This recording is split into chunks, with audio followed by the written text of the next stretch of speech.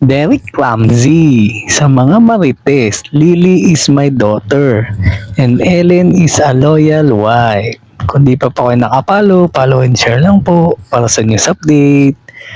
Dumating na sa bansa sina Derek Ramsey mula sa ilang araw ng pamamalagi sa Bali, Indonesia para sa kanyang Kaminoken training. Base sa video post ni Derek sa kanyang Instagram account ay ipinakita kung anong klaseng training ang ginagawa niya at pagod na pagod siya sa tuwing matatapos ang araw at ang pinakahuli ay naging emosyonal pa siya.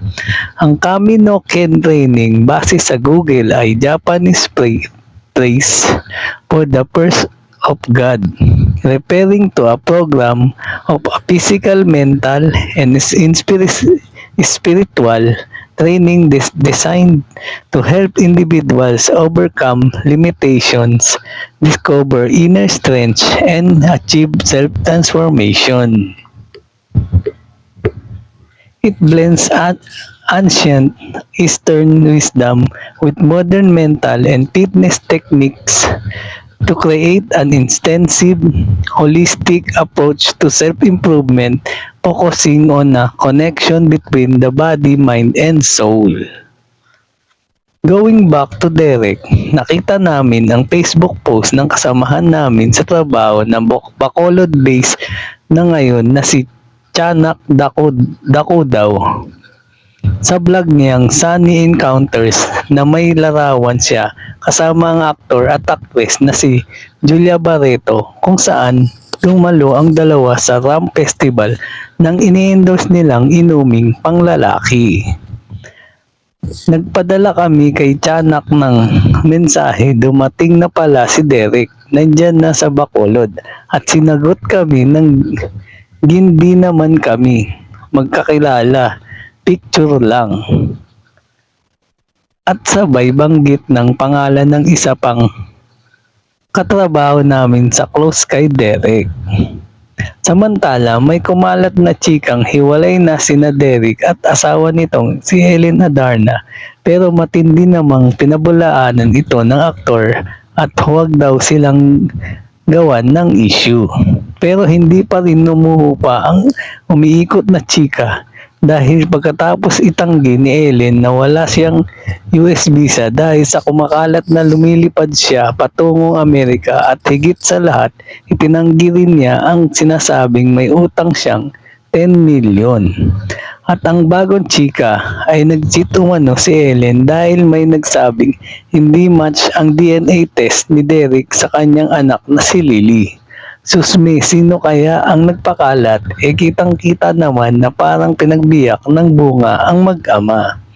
At kagabi ay may IG stories post ang hubby ni Ellen na tigilan na ang isang showbiz website ang mga balita nitong walang katotohanan.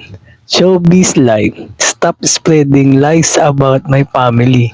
Lily is my daughter and Ellen is a loyal wife.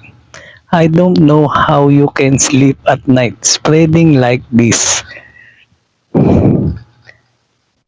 May nirepost din ni Derek sa IG. People can destroy your image, damage your personality, create rumors about you, but they can never take away your good deeds because no matter how they describe you, you will always be admired by those who know you best. Heto pa, when you have a friend who check on you and want nothing but the best for you, without motive, keep them close. Such souls are hard to find. Pinost din ng aktor ang kuha nila ni Julia Barreto sa entablado at ang post ng isang fan na OMG, so one of my showbiz crush at pal, mabuhay lunch. Too shy to ask for a pic, kaya sneaky video na lang. At ang huling IG story post ni Derek ay sina Elias at Lily na ang caption ay Miss you kiddos.